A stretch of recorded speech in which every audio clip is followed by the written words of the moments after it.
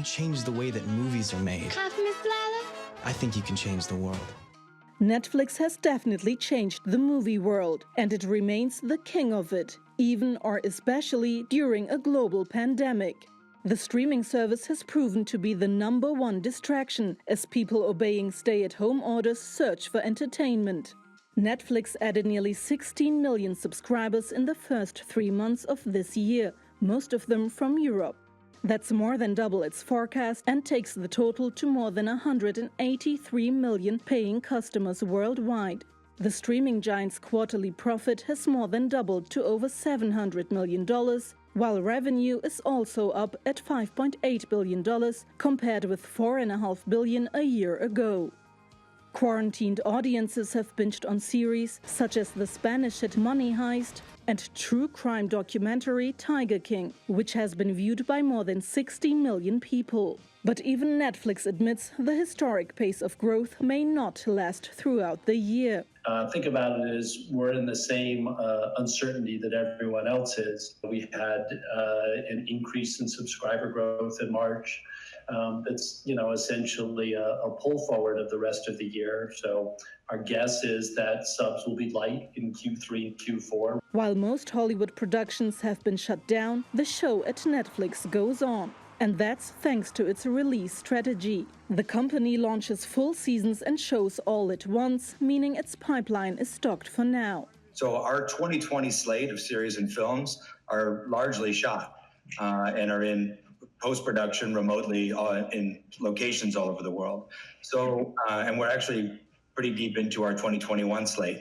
So we aren't anticipating any moving things around. Streaming rival Disney Plus has benefited from global lockdowns too. It's reached about 50 million subscribers in just 5 months since its launch in November. But the Magic Kingdom is suffering elsewhere. Disney had to temporarily lay off around 100,000 theme park and hotel workers over the health crisis. But analysts say the king of the box office has one of the best armed studios to weather the crisis.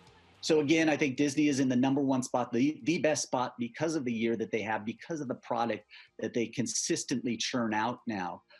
They need to be the leaders right now. We need to watch what Disney does, and then the other studios will react to that. While Disney's shares are down, Netflix's market value has soared by $30 billion, or nearly 20% since the end of February. The $190 billion company has never had more competition, but it's proving its staying power. Even in times of a crisis and ravaged economy, people are still buying and tuning in. Sibel Karkush, TRT World. Well, for more on this, Natan Edelsberg joins us now from New York. He's the executive editor of the Drum's Found Remote, a marketing and media watch website. Welcome back to Money Talks, Natan. 16 million new subscribers in the last quarter, a record for Netflix. Was it just about the coronavirus lockdowns, or was Netflix already upping the ante in the streaming wars? I think it was in large part due to this crisis, but I think it also has to do with their global footprint.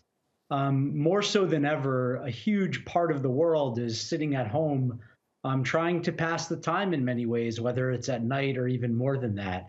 So I think it's the combination of the fact that everyone can watch Tiger King at once around the world pretty much, plus the fact that this crisis hit is the reason they were able to add so many new subscribers. And they admit themselves that after this horrible crisis goes away, that they expect to see declines.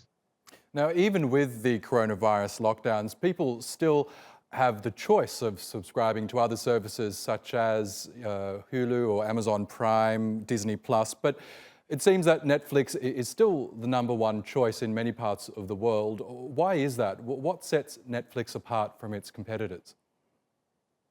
I think #1, it's primarily because Netflix is in more parts of the world than others. Several years ago, they launched in a bunch of countries all at once, and it's allowed them with their originals to make it accessible to everyone around the world and create this global water cooler that was never possible. But there is competition. Netflix themselves complimented Disney for a great execution on their launch. But the truth is that even services like Disney Plus are still rolling out globally and they're not quite there yet. So I think the second reason is because Netflix has a great product.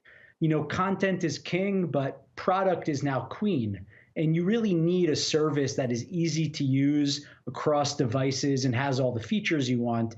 And while almost all the services have done what Netflix has done, I think Netflix is far ahead of the game in building the right tech infrastructure to deliver content in such a mass scale.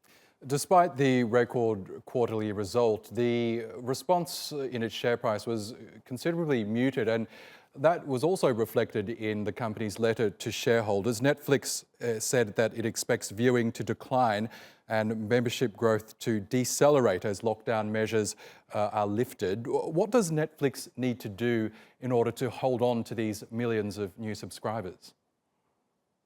I think they need to continue to do what they're doing and roll out really unique exclusive content.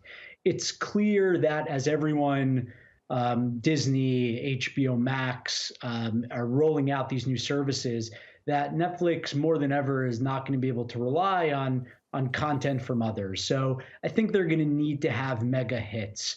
And especially in the US, everyone is talking about Tiger King, for example.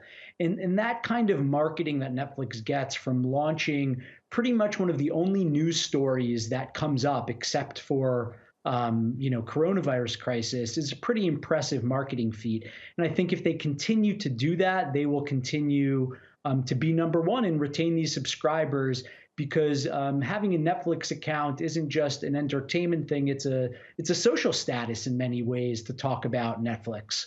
Interesting. Now, Netflix also has the advantage of being around the longest, so it does have that brand recognition and reputation. But there are more and more services coming online, including HBO Max, which, as we know, has delayed its launch until next month. Which streaming service do you think poses the biggest threat to Netflix right now?